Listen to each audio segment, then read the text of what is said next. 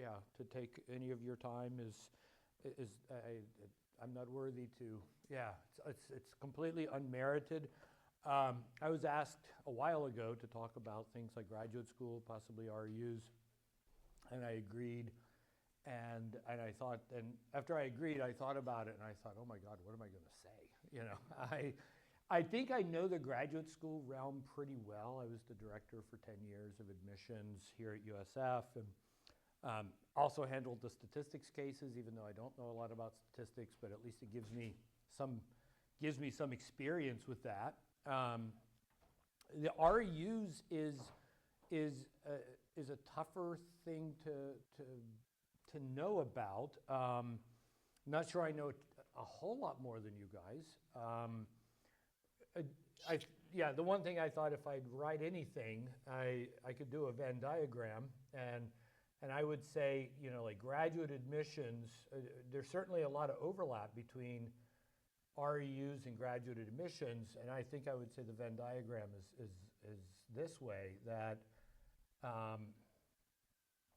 that everyone I know interested in an REU is ultimately interested in graduate school, whereas not everybody who does graduate school was even interested in an REU. And if I were to draw this Venn diagram in a more precise way, I might, just to sort of account for the relative sizes, I might say it's more like this, okay? Yes, Claudia. So what is an REU's research experiences for undergraduates, right? So our research experience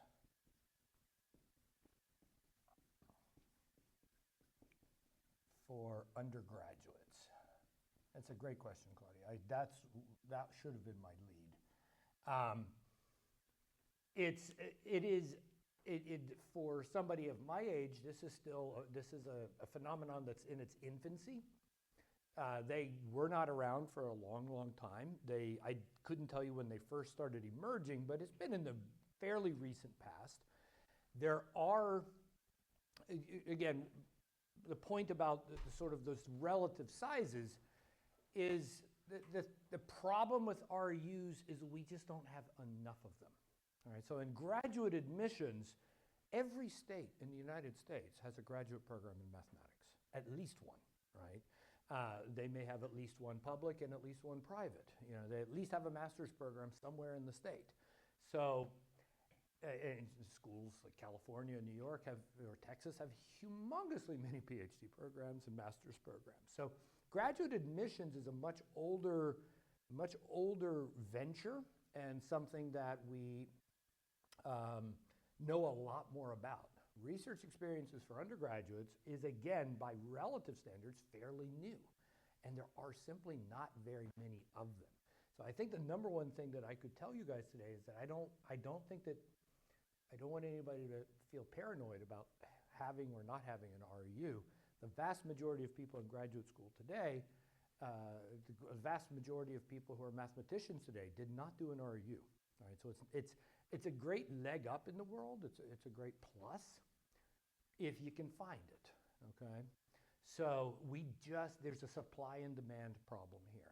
They've grown very popular lately, and they can be truly exciting and interesting, but we don't have enough to go around for all the people who really deserve to be there and who would benefit from them. So first thing, if there's any takeaway that there's anything I say today that would be of any value, it would be, you know, don't worry if you do not get an REU, okay? You should try, but it would be kind of similar to worrying about whether or not you bought the lottery ticket, okay? If it works, you're going to be really happy, right? But you can't win if you don't buy the ticket. But, you know, sort of curb your expectations for what may come out of your applications for REUs. It's a very different story with graduate admissions. You have real chances, right? You have real chances. REUs are a little bit of a crapshoot. So again, I would say, I thought we could start with REUs because I think it's a little bit more that season of applying. and there's definitely a lot of overlap with the graduate admissions. We can then sort of expand on a few observations about REUs that would then later lead into graduate admissions. But again, it's not a necessary step. It's icing on the cake along the way. So as I was saying, there's a huge supply and demand problem with so when it comes to REU admission, or admissions is kind of the wrong word. REU, I don't know, participation. I say participation.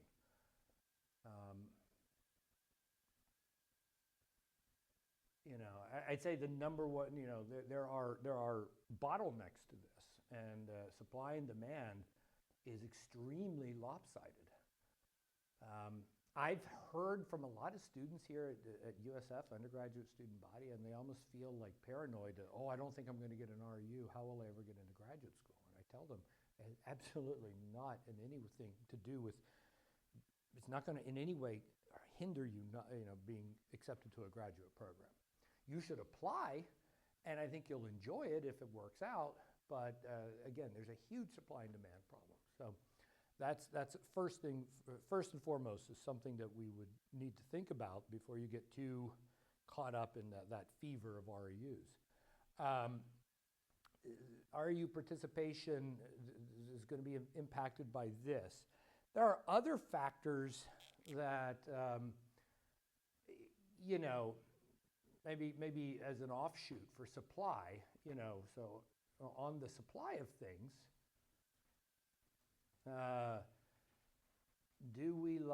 supply and demand bottleneck. Maybe I will finish the thought. On the supply end, do any programs appeal to you? Do any programs appeal? Because there are very few of them.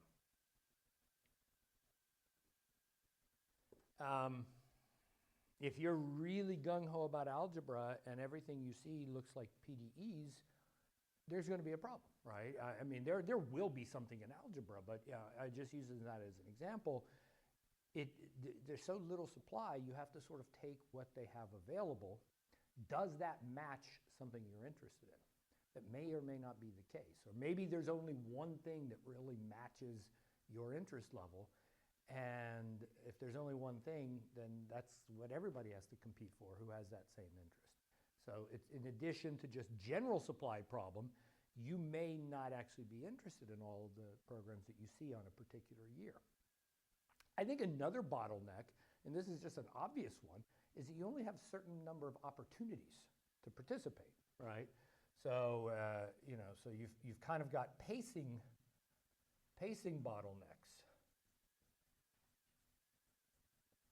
And if you'll just forgive me, I don't know, so they are almost always in the summer, right? They're almost always in the summer.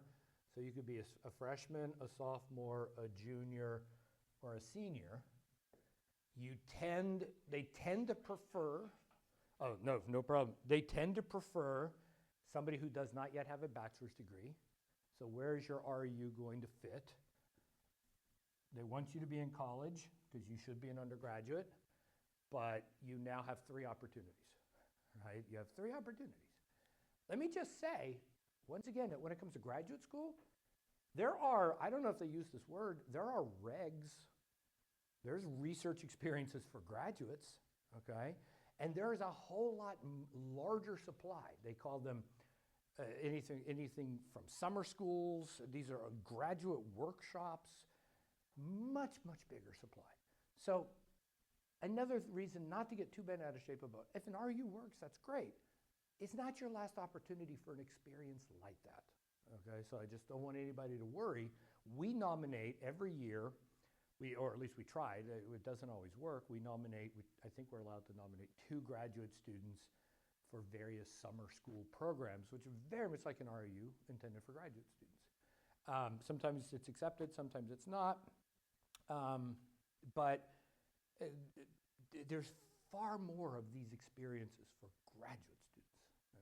And again, I don't know if they use the acronym REG, but we could today, right? So with an REU, I mean, another problem is where will you do it? Your ideal time to do an REU is right here, okay? It's between your junior and senior year. And the reason for that is that you have to have a sufficient amount of coursework done before you're probably eligible. And this is, I haven't studied this, so this is sort of just anecdotal at best, but I believe that you need to have at least a semester of analysis and at least a semester of algebra to be considered for an REU. Now, of course, that would be completely different for somebody who wants to do a program like this in mechanical engineering, right? Of course, this is within math REUs, but where will those courses come? It depends on your pace. But you've got basically three opportunities to apply, and you need a sufficient amount of coursework. So if you think about, if you finish analysis and you finish algebra, you've largely finished most of the math major. So you've got three opportunities to somehow have most of the math major done before you apply. And that's going to make this all but impossible. Maybe not for everybody. We've got some absolutely brilliant students taking a lot of math courses in high school, and they'll get a lot of that out of the way, and then they may enter college, and they really may be here, right? But for a standard entry undergraduate, an REU after their freshman year is probably impossible, right? Probably a wider audience who could apply here, but still not a ton. I think this is the best opportunity. And now you're talking out of the three chances, realistically you may have one. That's why I want to say, REUs are not necessary. Don't freak out about them. You don't have to be paranoid about them. They are a crapshoot. They're not that different than winning the lottery, okay? So once again, pacing bottlenecks, when does one complete?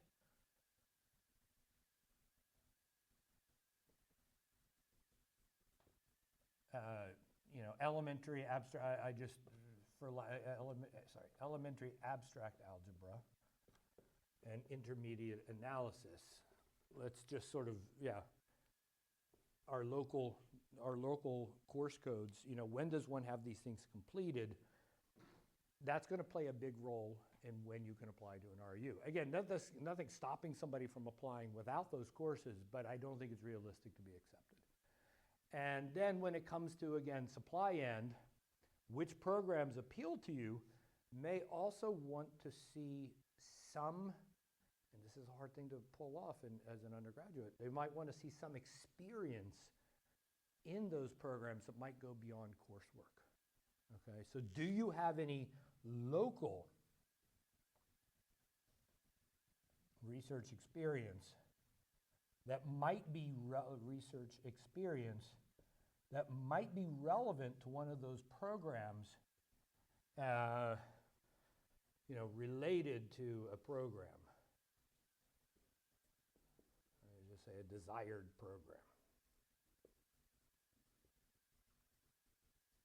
So for example, when we submit nominations for some of our graduate students to these research experiences for graduates or these summer schools, again, we don't link them haphazardly. We take somebody who might be really interested in algebra and is already working on a thesis in algebra, and we find a summer program that we think looks good for that their interests may overlap and that they have maybe enough experience to sort of be considered, and we try to make that matching, okay? That matching would also apply to REUs. So, but again, it's harder, so we sort of generally probably need to complete these two courses, and probably, and again, this is maybe my anecdotal experience, but some kind of local research experience at your local university that says that you have a foot in the door in this world to which you're applying, okay? And that's why I think that these three things make this adds to the extremely competitive nature of REUs. Extremely competitive nature. Yes, Beth. For graduate students, on top of the people that you nominate Absolutely. They can do it themselves. They don't need our nomination. I mean, there's a connect, there's some connect, we're allowed a connection with one of the places where the summer schools are fairly opulent. And so we're allowed to always nominate too. We could nominate more at other programs too, but they may say, we don't know you, we don't care, right? So somehow we have an agreement with one of them. But students can apply to anything they want. You'll see something on a website, you can apply. Another thing that separates the regs from the REUs is that the regs, they do provide some funding for graduate students, but they don't have to provide as much funding for graduate students because graduate students already have typically a teaching or research assistant's stipend, so they're already getting like a little salary. Of course, it's not great, and there are graduate students in this room will tell me it's painful, right? But most college students don't have this. A lot of those graduate regs, they'll still provide you some sort of graduate housing or dormitory for a few weeks while you're participating. They may provide some travel support, they may provide some food support, but they don't typically like pay you a stipend. So with an REU, poor college kids are among the poorest in the world, right? And they really need everything taken care of. So typically REUs will pay a stipend, and they certainly will give you free housing and probably some sort of cafeteria privileges or something. And so it takes money. It takes more money than it does these graduate research experiences. Also, a lot of graduate students, whether they know it or not, they can ask their department for money, and they should. So they should, the department can also help support them. So sometimes the program itself will say we can offer up to a certain amount of support to help you participate as a graduate student. And it probably isn't comprehensive, but you can then go to your graduate program, ask them if they can throw in some money. If they max out somewhere, you can then go to the graduate school. There's a separate source of funds. Ask them for more money. There's a lot more sources. Whereas with the REU, you kind of need them to do everything for you, and there's only so much money to go around. Another issue on the supply end that's maybe worth pointing out.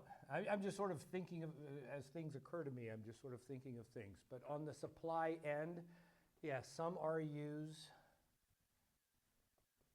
are quite small. So there are not very many of them. And the ones that are out there, some of them are very small. It could just be like each summer they may bring in a handful. I mean, literally 5 or 6, and that's it. Because again, they've had to apply for money. Typically on a federal level, they've applied for some money.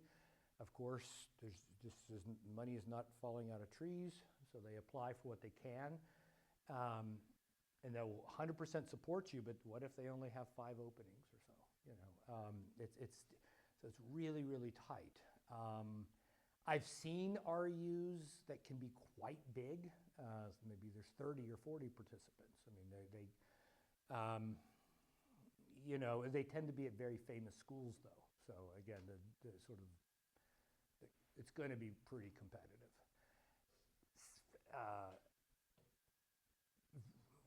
That said, on some of this smaller level, I've seen some of these small ones. So when you say, for example, if you have one at USF, I've seen some people who conducted REUs at USF where they basically said, if you know the faculty member and they don't mind, they're like, I can't pay you, I can't give you any money, I can't do anything, but if you'd like to just sit and participate, you can. So sometimes if you're aware of an REU and you can apply, and they may say, sorry, we don't have enough, but if you're familiar with a faculty member and you just say, could I just be a fly on the wall and just try to learn something, that's also absolutely fine. Keep in mind that another reason REUs aren't necessary is that there are a lot of local experiences. You may end up with some local research experience that is really great. Right? You may end up with an informal REU. It's really great. At the end of the day, where you get that research experience, whether it's an REU that somebody funded you for, if it's a local research experience, if it's an honors thesis, none of this matters. So what they care about is what did you do, okay? And that can be equally competitive as you then venture into sort of wanting to go to a graduate program. Any experience you have, it doesn't matter what it's called, just having some research experience is going to pay off in a significant way when you're applying to graduate programs.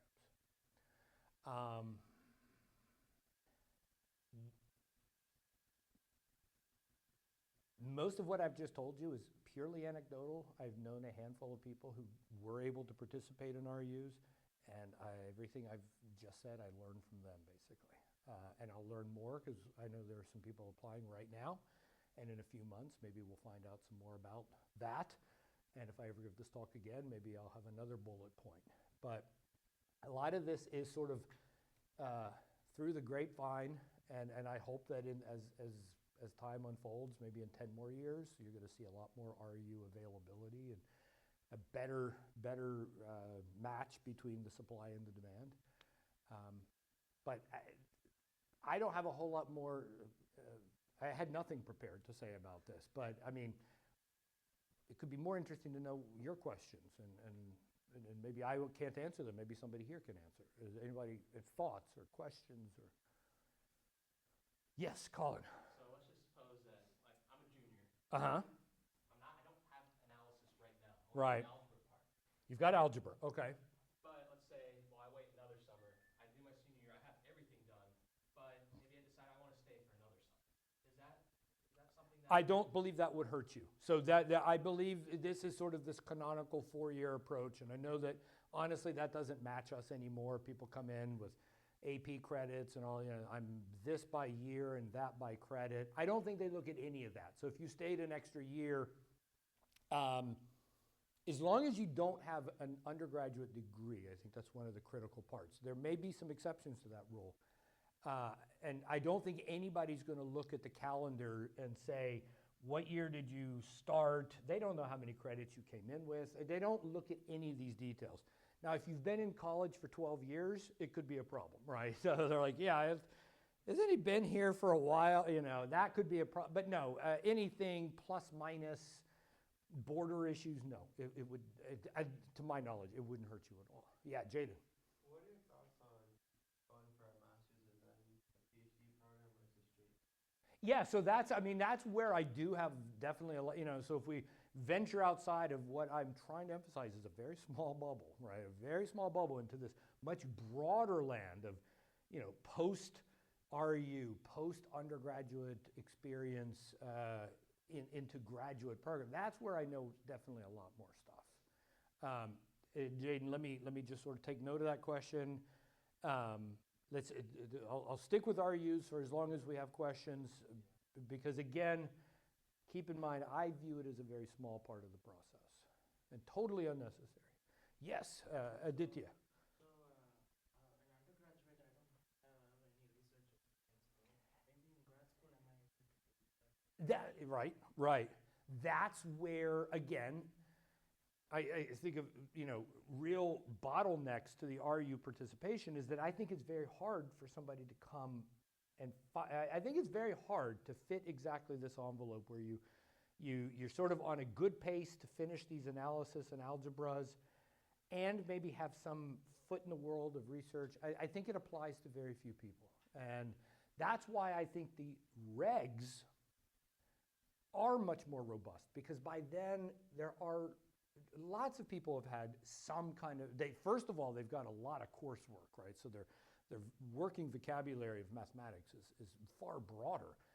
And they probably do start to have some kind of local graduate research experience, and it's a lot easier to match somebody then into that sort of a program. So that's why I want to say, if this idea appeals to you, and you're like, well, like Colin says, I'm already a junior, I don't know, maybe I could squeeze another summer here, but I've already missed this and this. Don't worry about it. You could still do something very similar to it. And in fact, your chances then would be much higher. There's far more supply. But I know, again, there's a lot of interest in REU, so I think it's worth talking about and finding out as much as we can about it. What's some other REU type questions? Yeah, Claudia. What is the application window for REU I honestly don't know. I think I heard from you, so everything I know is from you, actually. I guess I'd have to think back to Ian. When was the window? I don't remember. I know you said you're applying to some right now, so I. Yes, that's why we're trying to have this talk. Yeah. Because some of the deadlines have already passed, but most of them are going to be mid-February or beginning of March. So and that is true. As I say, I'm learning from you guys, and so Claudia is my source on this. I think that it rings bells with respect to Ian, who was 2 years ago. That sounds like about what he did too, but yeah. So I guess this is something to be roughly. It sounds like a early spring, late winter. Be on the lookout. Did you feel like you saw a lot of programs that appealed to you, that you found like a good number, or? Well, we in the math club, we're going to send an email with all the resources of where to find these REUs. Mm-hmm. Especially a good resource is the NSF page. NSF REUs are the most famous and like well-known. All of them will pay you because it's funded by the government. Yeah. Which is, if an REU doesn't pay you, beware. And also just there's this link of people that have collected all of the, not all of them, but most of the known REUs and their deadlines. And we're going to share that with all of you in the math club email. Also with some posts. But yeah, all that resources we will provide later. I mean, that's great. Certainly, it's great to have I mean, I'm not surprised. There's a central place where you can look. And my only hope is that list gets longer and longer every year. I have a slightly different perspective, having seen math unfold over the decades. It's still a relatively new phenomenon. And it certainly is to be developed more and more.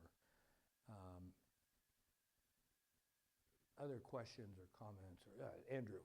Many REUs, and I know graduate admissions as well, often ask for something like a personal statement or a research statement in particular. I think of it,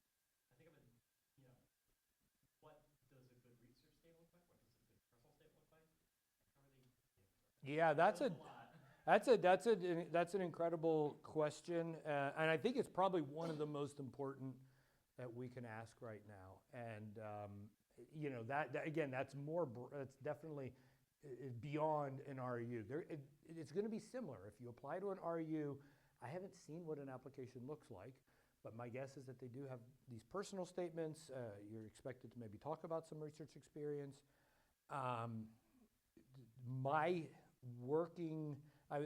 There's a student I'm writing a letter for in mechanical engineering for an REU, and my understanding is that it's a very different process. And in fact, they make it easier because they really break down bullet points. Please respond to this. Please respond to this. But I thought that's much easier because for us, it's open-ended, and we have to pick the topics.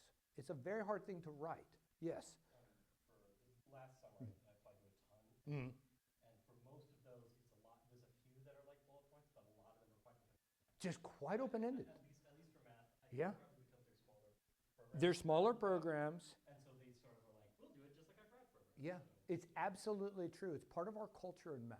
We don't make it nice and easy. I was surprised when I saw the layout. I've never written a letter for a mechanical engineering REU.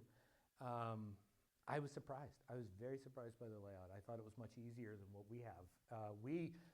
What we have looks a little simpler. They'll say something as brief as provide a personal statement. You have no idea what to say. But then they'll judge you very harshly on what you say. So, yeah. So I mean, I would say just venturing beyond just REUs, and we'll get back to Jaden's question. Masters versus PhD, that's a continuum as well. Yeah. So a personal statement. So I think with an REU, my guess is you will need a personal statement. You're going to need letters of recommendation. You're going to need transcripts.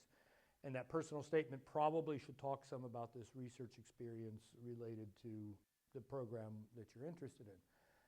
For graduate admissions, then there are a few other credentials. So maybe let's start with what they have in common.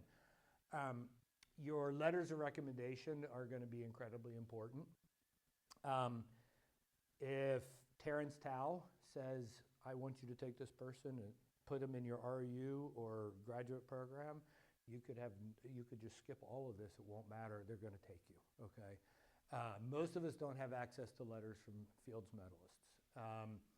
Your letters are going to carry a lot of weight. And on the flip side of that, what you then write in your personal statement is going to carry a lot of weight. What makes a good personal statement? I've read them for 10 years. Most of what I read was not good. So what I would recommend is be the opposite of what I read. A lot of it was really bad. And I think for highly competitive ventures, it'll absolutely knock you out, right? We may not punish people quite so badly here at USF, although there were people I rejected just because I hated what they wrote, you know, but I'd say it's a small number. Yeah, I mean, it's, you know, I've made this joke at several of these meetings. I mean, you really would like to speak in a mature way and talk about you. This is your chance to advocate for yourself. And whether it's here and then just for the rest of your life, you are your own best advocate, okay? Nobody else is going to know you as well as you do. And we are not going to be as able to say exactly everything that you would know to say. So you got to be really selective how you present yourself. And I would say that reading immature things is the majority of what I've read. A lot of just, you know, I think one of the most common paragraphs I've seen is you start with your childhood love of math. I mean, absolutely nobody cares, okay? Nobody cares what you thought as a child. I'm sure you did love math, right? I did too. But you don't say this in polite society, okay? You really need to, first of all, you don't have their attention for very long, right? Maybe 1 page, 2 max. A lot of people will say an undergraduate doesn't have enough to say for 2 pages. If you're talking by the end of your 2nd page, you're probably wasting their time because typically we don't have enough to say. Keep it precise, concise, compact, and meaningful. Fill at least a page. Be careful once you hit more than a page and a half. Be careful, unless you really have a lot to say. And if you've got REUs and publications and so on, then maybe you can talk a little longer. You're going to want to talk, whether it's an REU, you're there to advocate for yourself. And why are you a good choice for them to accept? What is it about you? And this does not mean it's an opportunity to brag. It's to talk about facts, okay, and to talk about why you think you are a good match. You want to stay humble. You want to keep a modest tone, but advocate for yourself. So the things I would say, content over dreams. Say what you're, you know, somehow. These are your most important the most important parts of your transcripts are these 2 courses without any compare, okay? I'd say you've somehow, you've got to address the advanced coursework you've had. What is it that you liked about them and what is it that you want to learn more about, right? How is it going to segue into their REU or their graduate program? I think it's absolutely fine to say that you don't, again, I don't want to make people paranoid. You may not have local research experience. You may have finished elementary abstract algebra and intermediate analysis, and you may not have deep opinions yet. And I think it's absolutely okay to say, I'm still open. I feel like I'm early in my journey, and I want to just keep learning. But that's a concrete fact. Right? That's an absolute concrete, it has nothing to do with childhood dreams. You could say, I just finished analysis and algebra. I just like it, and I want to learn more. It's probably not going to get you an REU, but it's a perfectly fine thing to say for a graduate program. If you have something to talk about, then talk about it. And again, a lot of us may not have this research experience. I'd go to your courses and really say, what is it you liked about them? I would not ignore those two. Now, maybe you don't personally like either one of them, right? Maybe you liked, I don't know, I heard graph theory is a really good course. I don't know what you heard, but no, I'm just kidding. But pick something that, okay, don't ignore these, and don't in any way indicate that you didn't like them, okay, even if you didn't.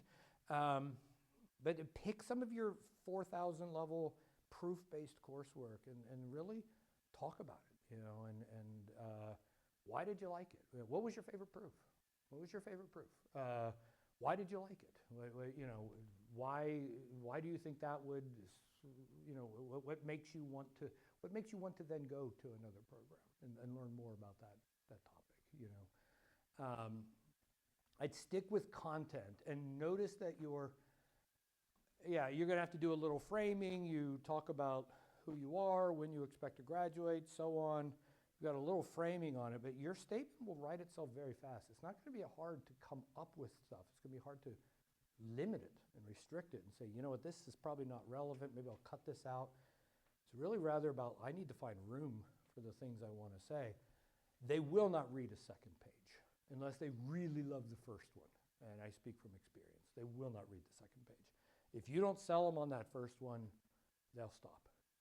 Is there a part of it, the statement that stuck with you since you I could give examples. I don't know if I'm allowed. There were some people who wrote some absolutely beautiful personal statements, and they're here at this program, and I don't know if I'm allowed to say it, but it would be a compliment if I did.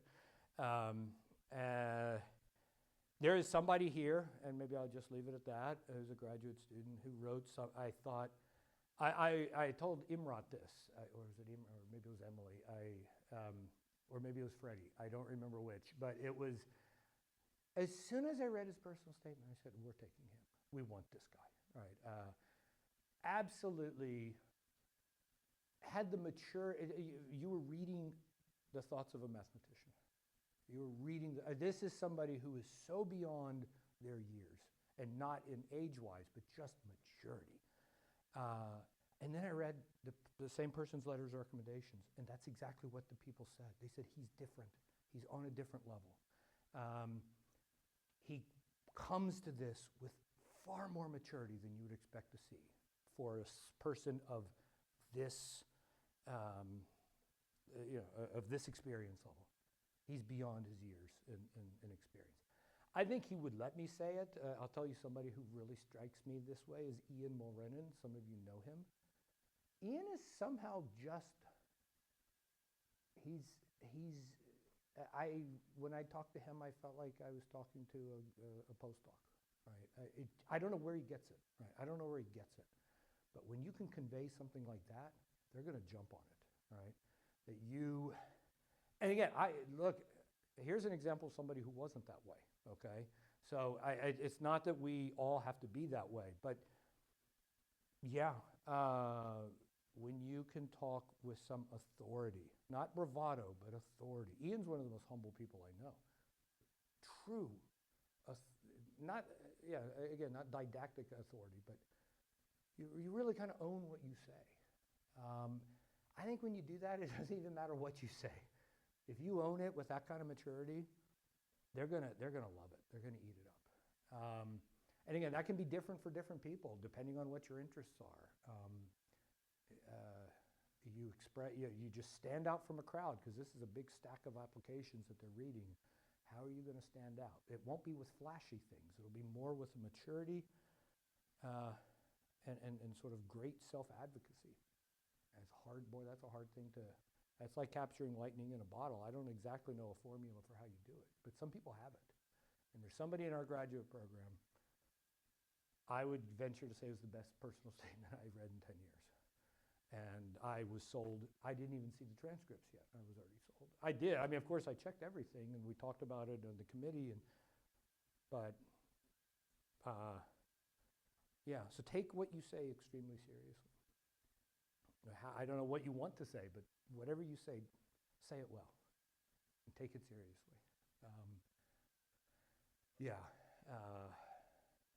Because I think that what they're looking for here is to really, we'd like to train, and it's true of both, we're looking to train that next generation of people who may really contribute to math, right? It's beyond just, can you take our courses and do well and we give you a degree and never see you again, right? That's not exactly their intention. Their intention is that this, we're looking at maybe future leaders. And so where are you on that spectrum? You're on the very young end, but there are some people you can already kind of see where they're heading, and if you can advocate for yourself in that way, it's great. And if you can't, I would go the honest route and say, I really like what I've seen so far. I'm too young to know. I need more experience. I think that's a mature thing to say, that you're communicating a self-awareness. I need to see more courses. I've seen the algebra and the analysis. I need to see more before I would make a choice. But I like everything I've seen, and I just would like an opportunity to learn more. Again, it won't get you an REU, but it's an honest statement. It's a self-aware statement. That's where I would have been.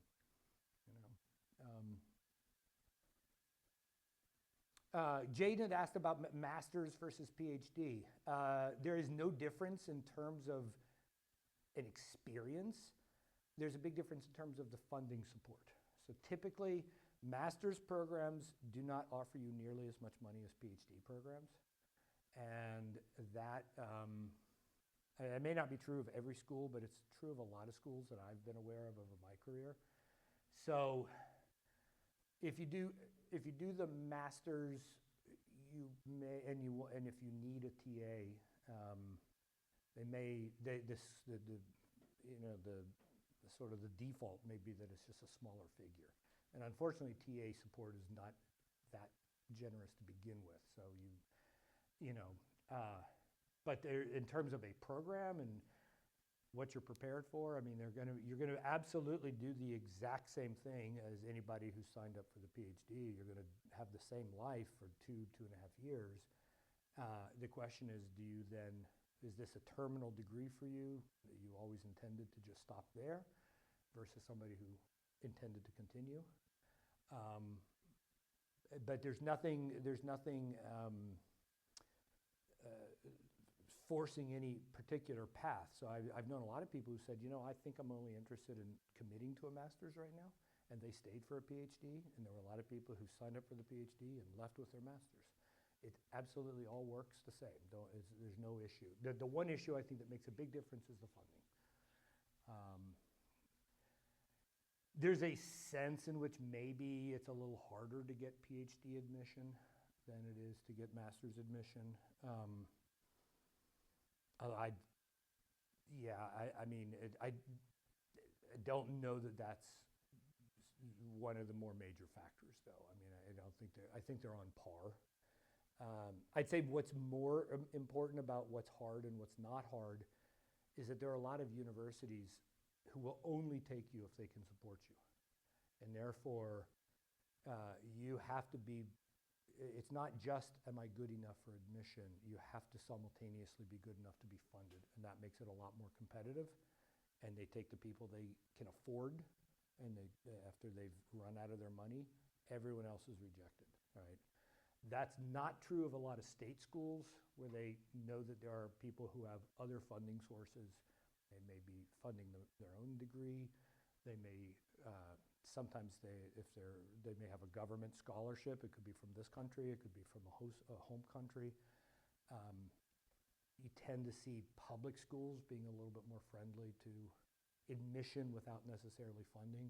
A lot of private schools will just say, we fund you, or we don't fund you at all, or we don't take you at all. So again, this master's versus PhD, I don't think admissions issues is going to be such a problem. I think it's going to be more, are you applying to a place that will only take you if they can fund you? Because that makes it a lot harder. That makes it a lot harder. How about some other questions? Yeah, pass. So say I'm an undergrad, maybe I'm a sophomore, and like REUs are not accessible to me. Mm-hmm. I want some research experience, like global research experience. But I don't know how to approach it. Like with REUs, it's like you go exactly what you want. Yes, that's right. That's right. But how do you approach What I would say is, I would go with somebody that you've had in a course You know, I'd say cold calling somebody, just, you know, knocking on someone's door that you've never met and say, hey, I want some research experience, probably isn't going to work out. But if you had a course with somebody and it was sort of a good personal vibe there, and you found that that was material that was interesting to you, and you're like, hey, is there stuff we could continue, maybe independent study or something like that, I would take it from some organic place. You know, yeah, I mean, that would be at least my recommendation. You can cold call. And then there's a sense in which you're cold calling an REU, but then you're also saying, and here's my evidence as to why you should take me. You know, if it's a more local experience, your evidence should be something maybe more organic. Like, you've had a course together, you obviously love the material, and it would be natural for you to take more. This is where I would do it. You know, this is how I would recommend proceeding. You know, but again, it may just be what somebody's comfortable with, you know. Yeah. And maybe maybe I'm just also responding to what I'd be comfortable accepting. I've had people cold call me and tell me, yeah, many times, they want to do such and such project, and they're going to tell me what they want to do, and I have absolutely no idea what they're talking about, and I think it's ridiculous. You know, I always say no. You know, or somebody I've had as a course, and we've already had some interactions, and they had interesting thoughts and interesting questions, and if they then said, hey, you know, would you mind if you give me some reading and, I don't know, maybe talk about some directions off of this course, it's an easy yes. You know, it's an easy yes. Typically speaking, I don't think you guys would need this. The research experience tends to be faculty driven. So you do what they offer you, not the other way around. And there are people who come and they'll tell a faculty member exactly what they're going to study. And you tend not to get a good reception, right? You really rather need to be coming in the position of, I'm here to learn and learn more about something. You don't have to commit to it for the rest of your life, but you just, for at least a semester, I just want to learn more about such and such. General direction, could you give me some reading, and then let it go from there. But excellent question, excellent question.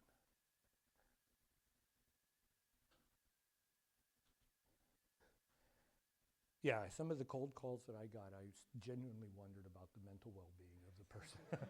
Yeah, there was somebody who I had never seen in my life. Wasn't even from the math department, and came and said he was going to do research with me about some video game and creating a game theoretic model for all the characters in the video. I honestly thought he was crazy, and I still think he's crazy. You know? And I just said, yeah, no, I wouldn't be able to help you with that project. Yeah. And I never saw him again, and I was relieved. So anyway. No, I mean, just go with an open mind and see what the faculty member says. And keep in mind that whether you're an undergraduate or graduate, I mean, you got to kiss a lot of frogs before you find your prince. And not everything you learn in math, you actually end up liking. And that's okay. You could still be a mathematician and say, you know what, I never really cared for this area over here. You just need to get exposed to it. And in time, you're going to find the topic that you like. And that's part of the learning experience. That's why you want to sort of go in with an open mind, and don't freak out if the first thing somebody gives you to read, you're like, yeah, this is actually a little boring. That's okay.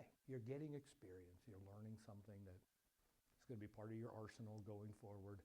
And one of the powerful things it may do for you is it may relieve you of thinking that that's something you're interested in, you know.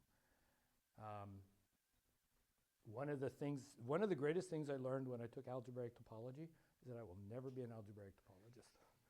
It stuck with me to this day. Andrew. Do you think that openly acknowledging sort of places where not as strong and is a good idea in a personal statement if done maturely alongside an emphasis of strengths?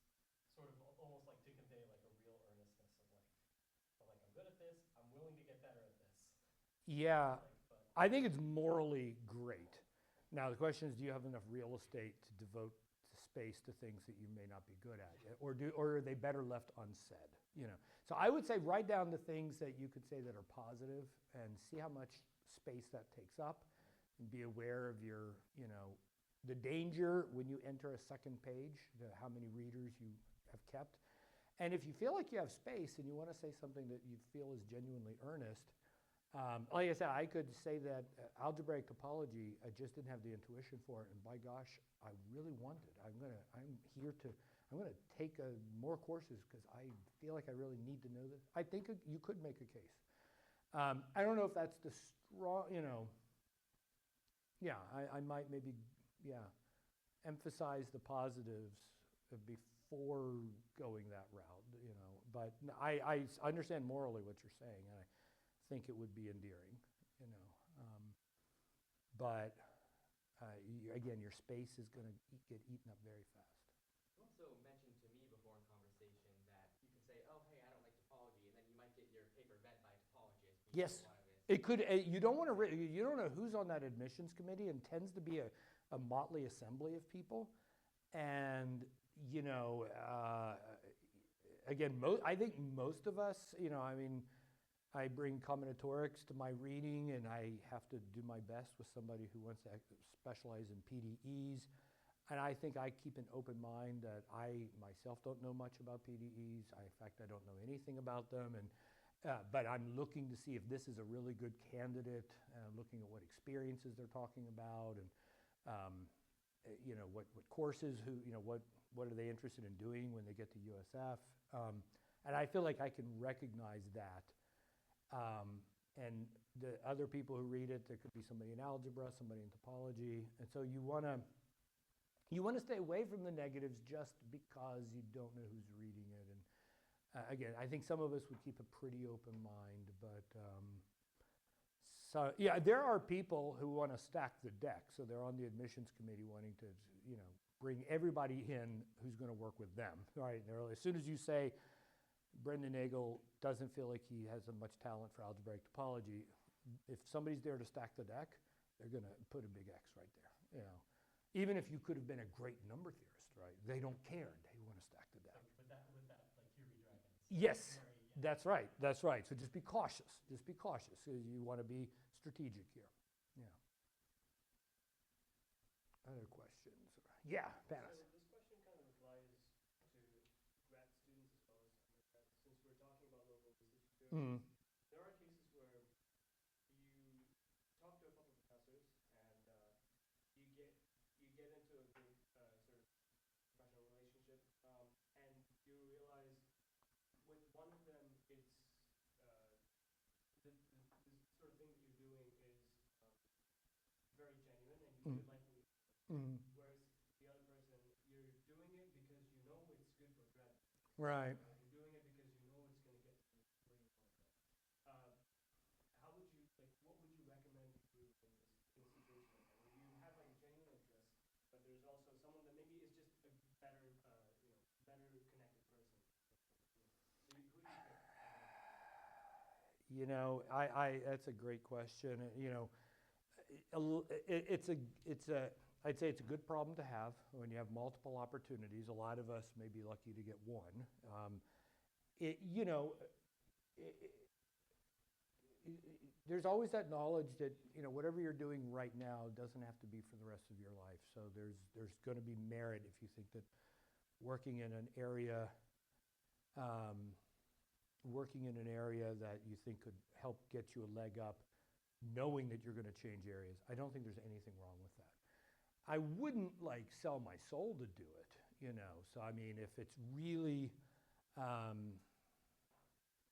no, I mean, I was a naive, and I still remain an incredibly naive person. I just will pursue what I think is my highest interests, even if it's not strategic. But there's nothing wrong. There are very strategic people in this business, and they would do exactly what you're saying, and they would say that's the right choice. And there are other people who are maybe more idealists, and they'll say, no, I'm going to choose exactly what speaks to my heart. I don't think there's a wrong choice there, but who you ask, there may be a better choice. If you can do them both, more power to you, though. Yeah, and it's a tough one to say. I mean, you don't want to deny yourself a resource. So if you had an opportunity to work with somebody, I don't know, to work with Terrence Tao, and he gives you a project you don't like, it'd be a hard thing to walk away from, right? It'd be a very hard thing to walk away from. I probably would not recommend somebody do it. I'd say get as much as you can out of that. Of course, you can change your mind later. Try to learn as much as you can because of the opportunity. But that may be a personal choice.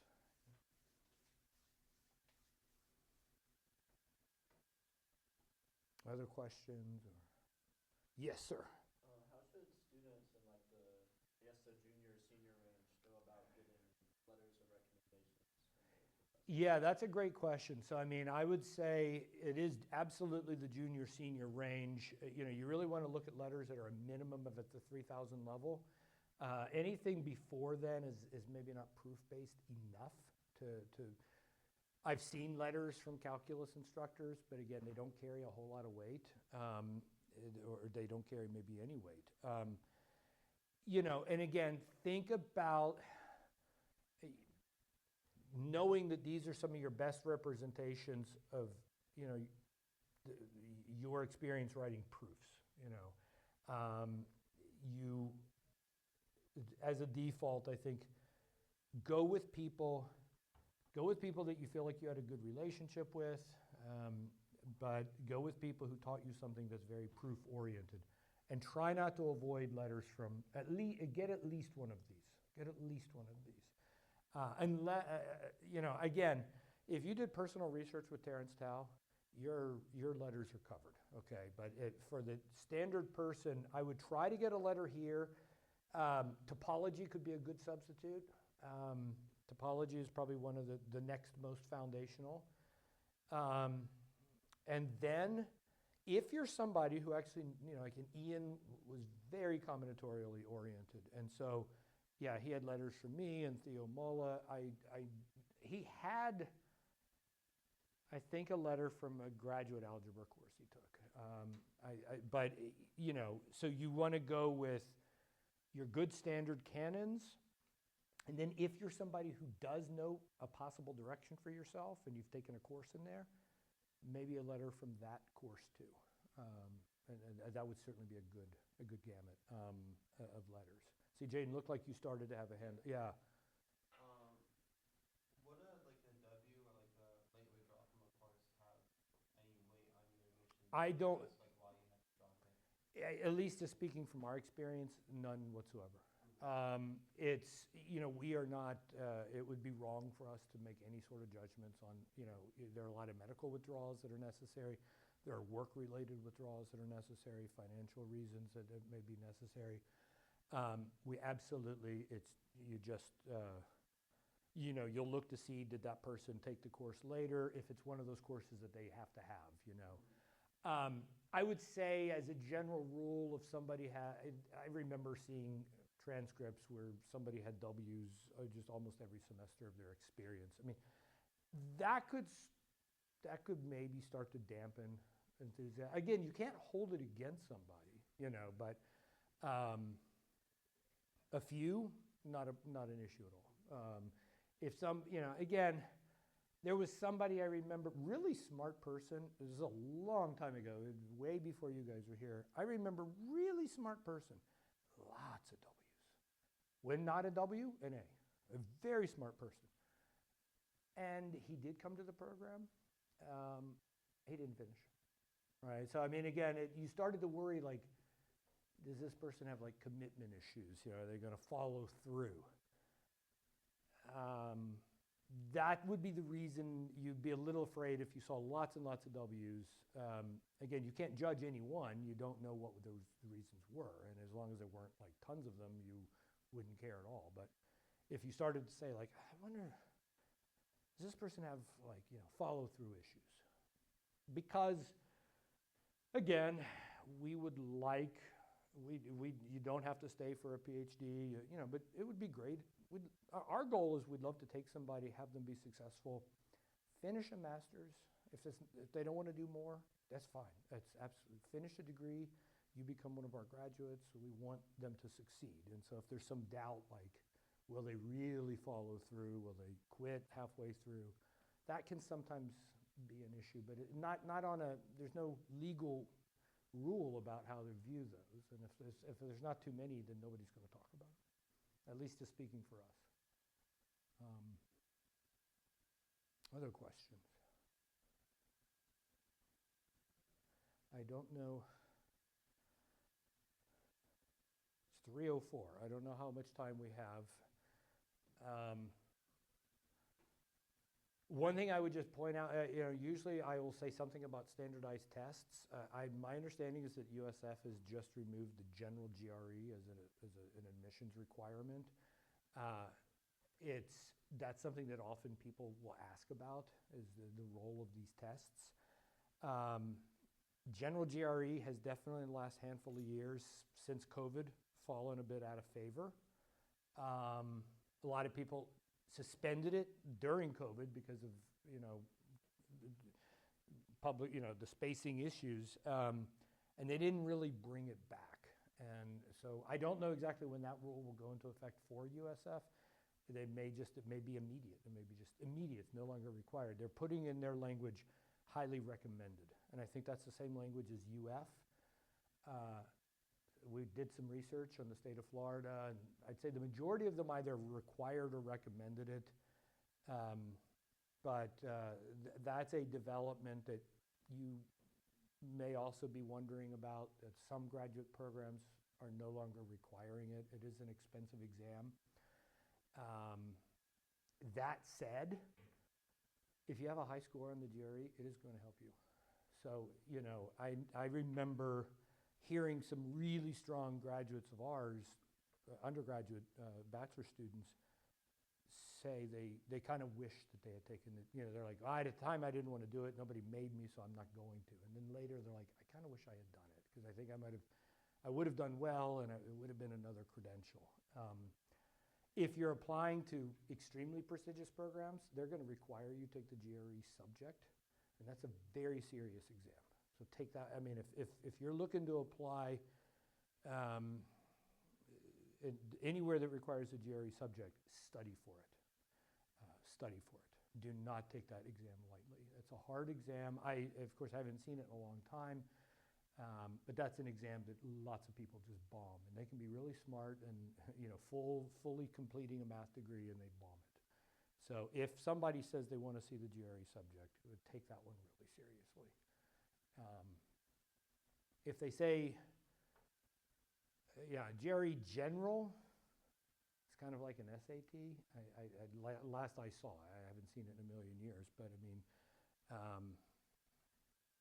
a bad score, again, you may just not even turn in if they don't require it, but a good score will definitely communicate something. So if you do decide to take it, I would take it somewhat seriously.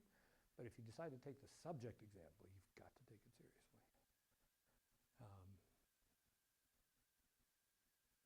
Other questions? I think we're hitting most of the main points, but yeah, sir. How should we go about, selecting which schools we should apply to? Boy, that's a really good question. There's an art to that, I think. So, I mean, you've got to kind of make a good self-assessment. And there are a lot of factors. There's expense, application procedure. How many tests are they going to require you to take the GRE subject? Can you afford to take it? What feeling do you have for how likely it is that you're going to get accepted? How many can you personally afford to do? The more, the better your chances that something will work out, but I mean, the price tag gets high. I always tell people to sort of have a good spectrum of, few that you might feel like are fairly in the bag, that you probably are going to get at least one of those. Maybe the majority of them should be this sort of medium range, kind of 50-50. I might get it. It's not impossible. Depending on to what extent you can afford it, you could put in a few sort of Hail Mary type schools, but it really depends on how many you can afford. The numbers I hear typically are, I don't know, 6 to 10 programs people will try to do. That's not cheap. And again, there's math programs in every state in the United States, so picking just 10, even if you go 10, you got to be very selective. If you apply only to the Ivy League, it's unlikely it'll be a good year, for most people, even from the Ivy League. So, I mean, you really want to be careful about apply to things that seem reasonable, unless you're personally wealthy, and then it doesn't matter, right? You apply to everywhere. But to the extent that I mean, if you think you have a very well-developed set of interests, you could focus on schools that really cater to those interests. So Ian Mulrennan was extremely combinatorial. It was a foregone conclusion that was where he would go, and he only applied to the sort of the big combinatorial schools. Other people have absolutely no idea what they want to specialize in, and therefore they don't have that direction. And for them, I tend to say for somebody who's just open to anything, go to if you can, a broader program. Look for something that say, like, I don't know which of these things I want yet, so let me go to a school that will have lots and lots of options so that in a year or two, when I know, they'll have something for me, Yes, sir. If you do have a particular interest, how would you go about finding what schools are good for you? I would immediately talk to some faculty member here at USF who is in that area. So again, because they're going to know exactly, these are the schools you want to hit. I'm sure that there are online resources for that, but I think a personal touch is better. Somebody from that subject is going to know the places that these are really good. And they may also be able to add a little nuance to it. Like, look, of course, MIT will be great in almost every subject you can imagine, but that may not, that wouldn't change my life, right? I would be rejected, right? So looking at a website that puts MIT as the top school in that program isn't actually helpful for a lot of people. But a faculty member could say, look, these are really good schools. They're hard, but they're not impossible. You have a fighting chance. I think that kind of guidance is with the person who represents that area for you is the best place to start. And they could then, they may even tell you some links that you can go and then explore, but I would start with that, just personally. Yeah, sir. That sounds like a corollary to what you just said. What do you think the good graph theory are? So, in the graph theory combinatorial world, they were, that's a rather small area of research, although it's exploded in the last several decades. It's absolutely exploded. So there were historical places, and I think they've shifted. I mean, for much of the time, Rutgers was absolutely hands down the best place for combinatorics. They had almost every famous person, but other places have since risen, and I'd still put Rutgers there. I would say Carnegie Mellon, Urbana-Champaign, Georgia Tech, UC San Diego, Emory.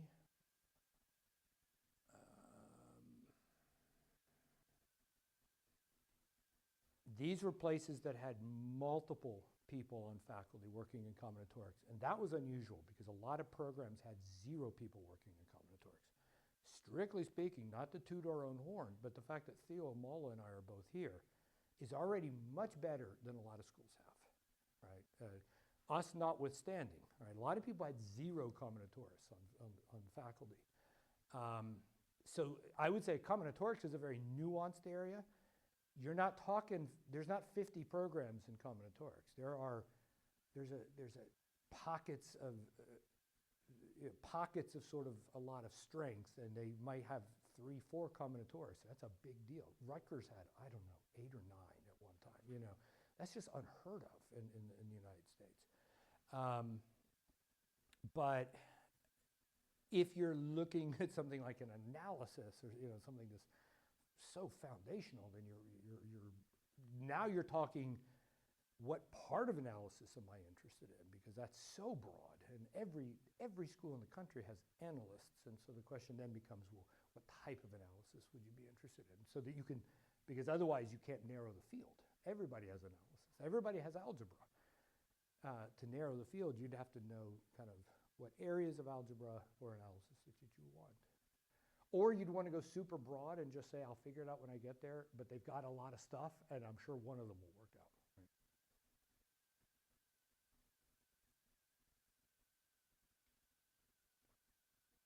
There's also muffins. Right? You know. Any other or?